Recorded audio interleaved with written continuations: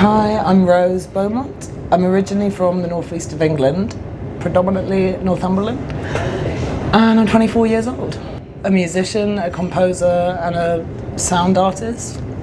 My main instrument's a trumpet. I came from a classical upbringing, and now mix a lot more kind of punk and electronic and classical influences to kind of create like a new blend of music, of just things that inspire me in day-to-day life in London. I think I love this, like the idea of an icon. Two of my biggest influences theatrically, or like when I'm sort of there, and would be Bowie. I mean, early Bowie is just insane. And I mean, a lot of Debbie Harry as well. We'll talk about the hair. An influence is just being a diva, being an icon, trying to be a character, trying to portray. My artist name is Rosa Rugosa, and that kind of came from the east of England. It's flowers that grow on the coastal line, and they're very tough and resistant to the wind from the North Sea. And I think that's I kind of want to be butch and hard, but also the music to be quite operatic and soft. And so I hope people kind of, it's not things that they're used to seeing. Sort of be my own idea of an icon. I for years would feel really ashamed when people say, "Oh, what did you do? What do you do for a living?" And I'd say, "Oh, I'm a musician, I'm a model, I'm creative, and I bartend to pay the bills." As if it's sort of like this shameful thing of, I've got to pay rent. But it is true, like I have to pay rent. Yeah, I treat work here like a workout. And it's just sort of, I feel pretty lucky to not be sitting at a desk, and I can move my body, and I can talk to people, and I can meet people that I never normally would meet. Especially I work in the City of London, so it's very far away from the people I'm normally around. It's older people, it's fascinating, it's people that, again, I would never cross paths with. So I think just like taking those aspects of it and being like, it's this refreshing, like complete juxtaposition of my creative life as my working life, and I like it. I like it that way. I'd give a big shout out to a man called Michael Goodridge. He's amazing. He's a lawyer here. And I said before, like the thing I miss the most about the North is like the warmth of people. And I think he's a very warm person. And I think I've like sort of realised it's nice. Majority of our customers are barristers, clerks. People genuinely care about like the staff here, and it's sort of nice to also build up working relationships, and those customers actually become friends. and it sounds weird because it's like, oh, what would a 24-year-old musician from Hackney and a 45-year-old clerk from Essex have in common? Not a lot, but we can have a great old chat, and like there's a relationship grown. And again, this sort of, I like that this is kind of a place where, again, I don't think about the extremities of London. We're in a basement, so I literally feel like I'm sort of in a vortex from outside the world, and I really, really cherish that. I think it's a part of the job that maybe a lot of people wouldn't think or expect about like a hospitality job.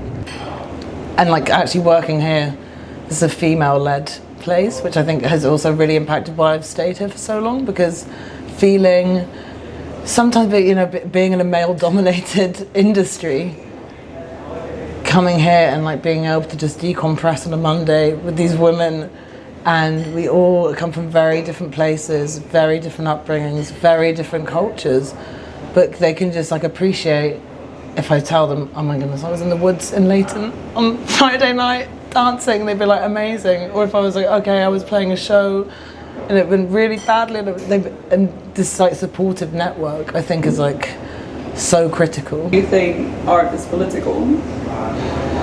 Absolutely. It's, even if you're non-biased, Switzerland, people will always have a bias on your art whether you like it or not. I think it's like again, I think people are sometimes scared and happy to be on the fence, but I do believe that like it's out of your control as an artist, and it's also part of your job as an artist to surrender that. That's part of the joy of giving art to people, is that the moment you release it, it's not yours anymore. It's not yours to be interpreted, even if you wanted to make it a certain way. It's it's public opinion, and it's amazing nowadays seeing artists stand up for what they believe in on stage, and it's quite controversial. I think a lot of people will say, well, what do they know? And it's true. It's also human, like it's free will, and I think I really admire people that are not scared to be noisy. A lot of people just want to go to a music show to actually disconnect, to not feel that. But I think it is important to also have a stance, have a backbone. I truly believe being on the fence is worse than standing on the wrong side. I respect people more for just at least being headstrong in what they believe. And saying that, I do think it's a very hard time. It's a very hard time to know what to do, what to say. It feels very overwhelming. I think there's so much going on in the world that's awful. It sort of feels like a juggling competition of what could go wrong next. Every day it seems to be a new thing.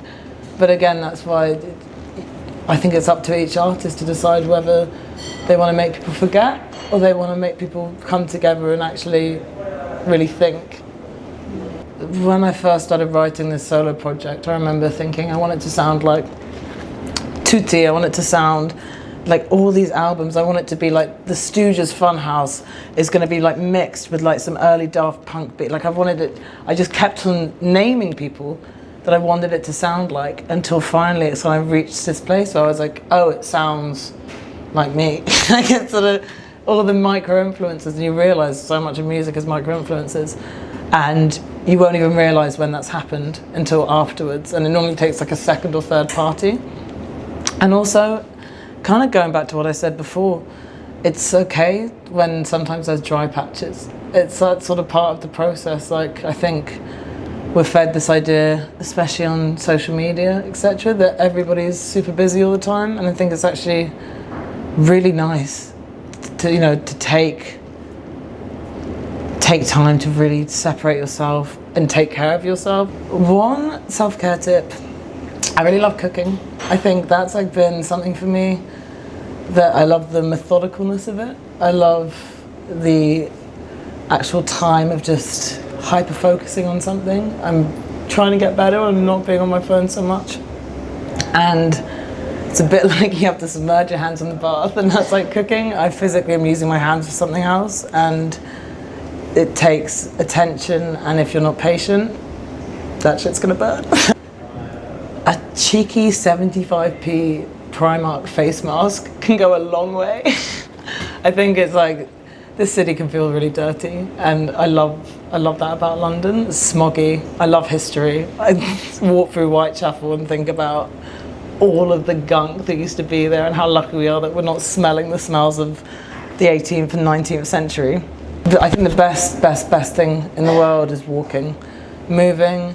There's something about, even on a rainy day, if it's up the street, if it's anything, I think just having the ability to be able to walk is great. Having the ability to be able to go outside, and again, it can sometimes be, the streets of London can be crazy. Sometimes you go outside and there's sirens and there's people shouting, and it feels really, really, really a lot. 15 minutes in any direction, you find a green space and just, breathe, walk, enter a bit of a flow, touch some grass, things, and don't look too hard for a sound or an identity, because honestly in London if you have it, it will feed you so well, and people will just instantly be gravitated towards you, because individuality is so rewarded here. Thank you, bye. Cheers.